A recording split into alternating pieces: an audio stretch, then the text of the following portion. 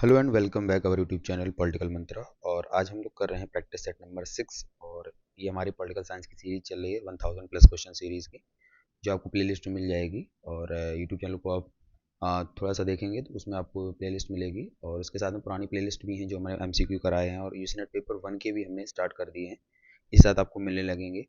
तो ये स्टार्ट करते हैं क्वेश्चन को। प्रैक्टिस सेट नंबर हमारा ये 6 चल रहा है, और इसी के साथ हमने 5 सेट से कंप्लीट कर चुके हैं, ठीक है। और हमारा टेलीग्राम चैनल के साथ भी आप जान सकते हैं, पॉलिटिकल मंत्रा में।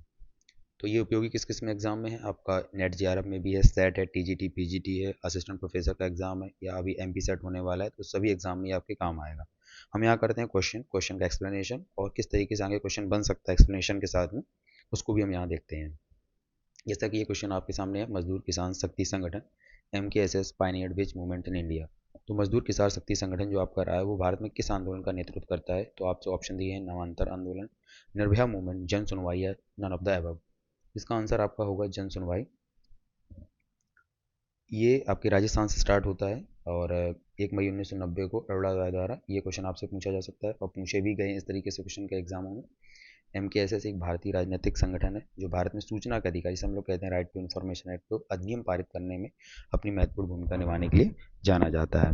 मुख्य फोकस इसका रहा है राजस्थान के गांवों में श्रमिकों और किसानों के साथ काम करता है, और मुख्य उपलब्धियां रही हैं सूचना का अधिकार, RTI अधिनियम। MKSS ने RTI अधिनियम को वकालत की, और 2005 में जैसे लागू किया गया, ठीक है। Next question, the concept of accountability has got the following characteristics. कौन कौन सी हैं? और इसके ऑप्शन मतलब 4 स्टेटमेंट दिए गए हैं। आपको कोई कॉन्सेप्ट नहीं आपको आना चाहिए, इसमें कोई आपको फैक्ट नहीं, आप कितना समझते हैं भारतीय राजनीतियों की अकाउंटेबिलिटी को, उससे आपको पता चलेगा। जवाबदेही उस रिश्ते में होती है जब किसी व्यक्ति या इकाई को अपने कार्यों के निष्पादन के लिए किसी अन्य निरीक्षण, निर्देशन, अनुरोध के अधीन होना पड़ता है, कि व्यक्ति या निकाय को अपने कार्यों के लिए औचित्य प्रदान किया जाना चाहिए, पहला। दूसरा है, जवाबदेही के विभिन्न प्रकार होते हैं, जैसे कानूनी जवाबदेही, सामाजिक जवाबदेही, राजनीतिक जवाबदेही इत्यादि। तीसरा है, जवाबदेही केवल विकसित देशों की संस्थाओं और प्रक्रियाओं पर ही पाई जाती है। या डी, सार्वजनिक अधिकारियों की प्रभावशीलता का मूल्यांकन जवाबदेही की प्रक्रिया के माध्यम से नहीं किया जाता। देखिए, अगर आप इसमें थोड़ा सा भी दिमाग लगाएंगे, देखिए पहला तो सी तो गलत हो जाएगा, ठीक है, क्योंकि केवल, अब जहाँ केवल लग जाता है तो ऑब्वियस सी बात है कि केवल तो विकसित नहीं होगा, का मूल्यांकन जायज प्रक्रिया के माध्यम से नहीं किया जा सकता है, तो इसका आंसर होगा आपका फोर्थ होगा, जिससे ये गलत हो जाता है, क्योंकि नहीं किया जा सकता ये भी अलग हो जाएगा। देखा आपने क्वेश्चन में, आपको पढ़ते पढ़ते मतलब चल गया आपको कि किस तरीके से क्वेश्चन डील होंगे, ठीक है। तो देखते हैं, उत्तरदायित्व उस स्थिति में मौजूद होता है जब किसी व्यक्ति, मतलब अगर आप अकाउंटेबिलिटी को समझना चाहें तो आप अपनी जैसे आपको कोई काम दिया तो आप उसके प्रति बिल्कुल कंप्लीट आप करके दे रहे टाइम टू टाइम, उसे हम लोग उत्तरदायित्व यहाँ समझते हैं, ठीक है। व्यक्ति या निकाय को अपने कार्यों के निष्पादन के लिए किसी अन्य निरीक्षण, निर्देश या अनुरोध के अधीन होना पड़ता है, कि व्यक्ति या निकाय को अपने कार्यों के लिए औचित्य प्रदान होना चाहिए। उत्तरदायित्व की जैसे लीगल वाला हो गया आपका, सोशल अकाउंटेबिलिटी होगी, political accountability, and so on, सारी जितनी चीज़ें होती हैं वो आपको करनी होती हैं। आईसीटी आधारित ई गवर्नेंस के संबंध में कौन सा कथन सही नहीं है? अब ई गवर्नेंस से रिलेटेड क्वेश्चन है। पहला है, e governance reduces the cost of government. E governance सरकार की पारदर्शिता को कम करता है। ई गवर्नेंस सरकार में नागरिकों को इनपुट को बढ़ाता है। या ई गवर्नेंस नौकरशाही में लाल फीताशाही को बढ़ावा है। अब देखिए, क्वेश्चन को आपको पढ़ना है, सही नहीं है, तो मैं बताना कौन से नहीं है। तो ई गवर्नेंस नौकरशाही की लाल फीताशाही को बढ़ाता है, ये आपको बताना। देखिए, ये तो सही हो जाएगा, तो ये आपका ऑप्शन में नहीं होगा, ठीक है। दूसरा, पारदर्शिता को कम करता है, ये भी गलत हो जाएगा। नागरिक इनपुट को बढ़ावा देता है, ये भी सही है। तो आपका आंसर जो होगा वो बी और डी होगा, ठीक है। तो इसको आप आंसर को नोट कर सकते हैं, ये भी गलत होगा, क्योंकि ये तो सही है ना, मतलब ये पॉजिटिव साइड में जा रहे हैं सारे, ठीक है, ये नेगेटिव साइड में जा रहे हैं, तो नेगेटिव पूछे हैं कि जो नहीं हो सकते हैं, बी एंड डी हो जाएगा, ठीक है।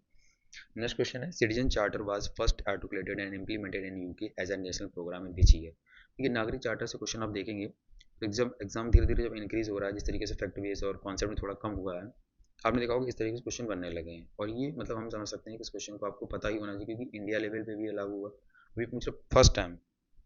तो ब्रिटेन में तो हो गया 1991 में, और इंडिया की अगर बात करें तो 1997 इंडिया को आपको याद रखना है, ठीक है, मुख्यतः आपको। तो 1991 ब्रिटेन यूके का हो जाएगा, 1997 इंडिया का हो जाएगा। 1997 में इंडिया में स्टार्ट किया गया उत्तरदायी प्रशासन, जिसे हम लोग कहते हैं रिस्पॉन्सिव एडमिनिस्ट्रेशन, ठीक है। और ये कब हुआ? मुख्यमंत्रियों के सम्मेलन के दौरान ये सब हुआ, ठीक है। और इसको देखता कौन है? The department of administration reform and public grievance, इसे कहते हैं डरपस डिपार्टमेंट, वो इस चीज़ को इम्प्लीमेंट करता है, ठीक है। नेक्स्ट क्वेश्चन है, आजासन रीजन का क्वेश्चन है, Contracting out and public-private partnership are now part of the reality of public services and decision making in many countries. अनुबंधन और सार्वजनिक निजी भागीदारी जो अब कई देशों में सार्वजनिक सेवाओं और निर्णय लेने की वास्तविकता का हिस्सा बन गया है। यस या नो? शासन से जुड़े निर्णय लेने की जटिल वास्तविकता और सरकार को समझने नियोजित ठहराने के लिए इस्तेमाल किए जाने वाले मानक के बीच एक अलगाव है। तो देखा जाएगा there is a divorce between the complex reality of decision making associated with governance and the normative code used to explain the justify government. इसका आंसर 2 होगा। देखिए अगर आप दोनों को पढ़ेंगे दोनों सही हैं पर दोनों के अंदर बिकॉज नहीं लग पा रहा है। ठीक है, देखिए यहाँ पे बात हो रही है, देखिए कॉन्ट्रैक्टिंग हो रहा है, इसमें पब्लिक प्राइवेट पार्टनरशिप बढ़ रही है, जिसे हम लोग कहते हैं PPP model, public private partnership, यानी सरकार भी उसमें होगी, प्राइवेट सेक्टर भी होगा, दोनों चीज़ें चल रही हैं। ठीक है, अब देखा जाए तो शासन जुड़े निर्णय लेने की जटिल वास्तविकता और सरकार को समझाने और उचित ठहराने के लिए इस्तेमाल किए जाने वाले मानक, अब ये चीज़ हो रही अलग। चीज़ सही है बिल्कुल, शासन से जुड़ी चीज़ें हैं, बट क्या PPP जो हम लोग प्राइवेट मॉडलशिप कह रहे हैं वो इससे रिलेट कर रहे हैं? नहीं कर रहे हैं। तो आंसर आपका होगा both A and R correct, but R is not the correct explanation of A। ठीक है, next question, which of the following statement are correct regarding accountability and control over administration. देखिए अकाउंटेबिलिटी से फिर question एक आ गया कि प्रशासन पर जवाबदेही और नियंत्रण के संबंध में कौन से कथन सही होंगे। पहला, एडमिनिस्ट्रेशन अकाउंटेबिलिटी में refer to the legal and hierarchical locus of responsibility. प्रशासन जवाबदेही उत्तरदायित्व के कानूनी और पदानुक्रम स्थान को संदर्भित कर सकती है। पहला, प्रशासनिक जिम्मेदारी के नैतिक और मानक अर्थ होते हैं। प्रशासनिक जिम्मेदारी का तात्पर्य सार्वजनिक अधिकारी उचित प्रशासन और नीति के स्पष्ट और निहित मूल्यों का पालन करेंगे। तो देखा जाए तो प्रकार से सारे ऑप्शन सही इसमें बैठ रहे हैं। ठीक है, उसका एक रीज़न है, अगर आप पढ़ेंगे ना तो ये तो सही है कि देखिए कुछ तो उसके पास होते हैं, नीति के स्पष्ट और निहित मूल्यों का पालन तो करेगा ही प्रशासनिक अधिकारी, या प्रशासनिक जिम्मेदारी जितनी भी होती है एडमिनिस्ट्रेशन में। मानक अर्थ भी होते हैं, देखिए इंग्लिश का पढ़ेंगे ना, administrative responsibility as ethical and normative conversations हो सकते हैं। मैं refer to the legal and hierarchical locus of responsibility, मतलब हायरार्की में मतलब ये है पद पे, उसका पद है तो यहाँ से सूचना होगी, यहाँ से सूचना होगी, तो सारी चीज़ों का एक अकाउंटेबिलिटी में दिखाता है। ठीक है, next question, what is the correct chronology sequence of the below. अब देखिए ये क्वेश्चन मुझे लगता है कि हर एग्जाम में आपके लगभग मतलब तोड़ मरोड़ के मतलब इसको चेंज कर करके पूछा जाता है। मतलब इस क्वेश्चन को बनाने का रीज़न ये है कि अगर आपका बेसिक मतलब नहीं है तो आप क्वेश्चन को नहीं कर, जैसे अब उसने पूछा कि what is the correct chronological sequence of the below. ठीक है, चुनावी सुधार संबंधित संयुक्त संसदीय समिति, चुनाव सुधार गोस्वामी कमेटी, तारकुंडे कमेटी और राजनीतिक अपराधीकरण के खिलाफ चुनाव आयोग का अभियान। अब पूछ रहा है JPC कमेटी जो बनी थी, जिसे कहते हैं ज्वाइंट पार्लियामेंट्री कमेटी, वो पहले आई, फिर आई, गोस्वामी कब आई, तारकुंडे कब आई और अपराधीकरण पर कब आई। तो इसका आंसर जो होगा आपका वो होगा एक आंसर, यानी कि ACBD। अब इसको देखते हैं कैसे। देखिए जो JPC आया वो 1971 से 72 के बीच में आया, इसको आप लिख लीजिए नोट्स में, कोई दोबारा क्वेश्चन होगा कहीं ना कहीं से घुमा फिरा के आपको पूछा जाएगा क्वेश्चन को। फिर आता तारकुंडे कमेटी और इलेक्टोरल रिफॉर्म आते हैं, रिफॉर्म लिया जाता है 1970 का, तो JPC कमेटी 1972। ठीक है, तारकुंडे कमेटी और इलेक्टोरल रिफॉर्म लेके आया 75 में, और गोस्वामी कमेटी 1990 में आती है। दिनेश गोस्वामी कमेटी से हम लोग दिनेश गोस्वामी ने इसे एडिट किया था, पूछ सकते हैं। और election commission on campaign against criminalisation तो 1993 एन बोरा, और 1998 इंद्रजीत गुप्ता कमेटी आती है, इसे आगे लिख सकते हैं, इंद्रजीत गुप्ता कमेटी 1998। ठीक है, इसे भी आप नोट कर सकते हैं इसमें। इससे आपका पता क्वेश्चन एक ना एक जरूर आता है, भले ही आपसे ये ना पूछे कि ऐसा पूछे डायरेक्टली, अभी पूछे कि अपराधीकरण पे किसकी कमेटी बनी तो वोरा कमेटी हो जाएगी, उसका डेट पूछ सकता है, तो इस तरीके से क्वेश्चन भी आपके बन सकते हैं। अगला क्वेश्चन है, निम्नलिखित में से लोगों की भागीदारी का औपचारिक तरीका नहीं है, which of the following are not the formal mode of people's participation in the administration. तो हम कह सकते हैं फॉर्मल कौन सा नहीं है। देखिए रिकॉल होता है, प्रेशर ग्रुप बनते हैं, सभी जानते हैं दबाव समूह का बनना ही होता है, पब्लिक ओपिनियन होते हैं, आपका जो रेवोल्यूशन होता है ना, ये आप प्रत्यक्ष भी कह सकते हैं और ये आपका होगा ही नहीं इस तरीके से, क्योंकि ये तो एक प्रकार क्रांति होगी ना, क्रांति से कैसे मैच करेगा ये चीज़ के लिए। ठीक है, की aspects of people's participation, direct involvement होता है और इनडायरेक्ट होता है। जैसे डायरेक्ट में वोटिंग हो सकती है, आपकी पब्लिक हियरिंग है, रेफरेंडम है, सिटीजन जूरीज है।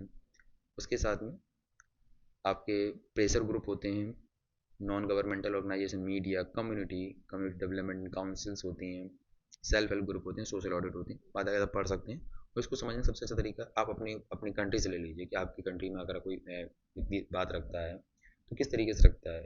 तो चीज़ें जब जैसे अभी जनजीय आंदोलन चल रहे हैं तो क्या कर सकते हैं कि उसको तो हिंसक क्रांति में पहुँच गए, लद्दाख में वो भी हिंसक क्रांति का आ गया।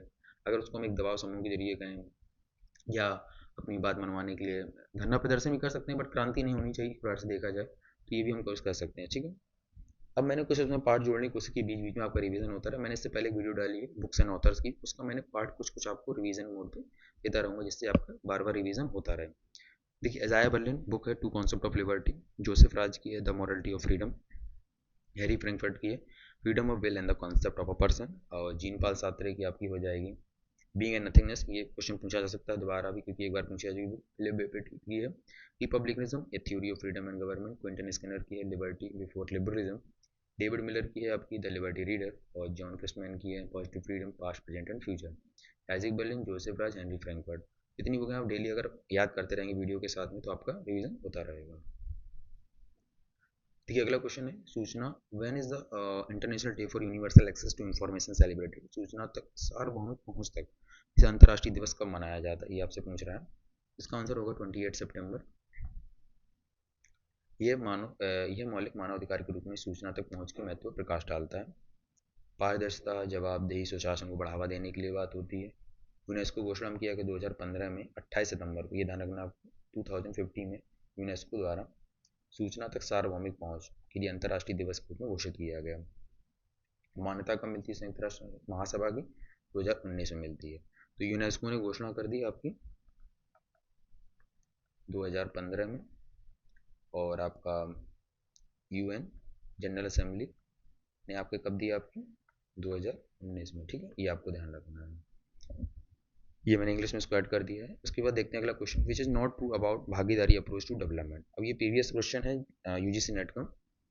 अब देखेंगे विकास के लिए भागीदारी दृष्टिकोण के बारे में कौन सा कथन सही नहीं है, ये पूछा जा रहा है।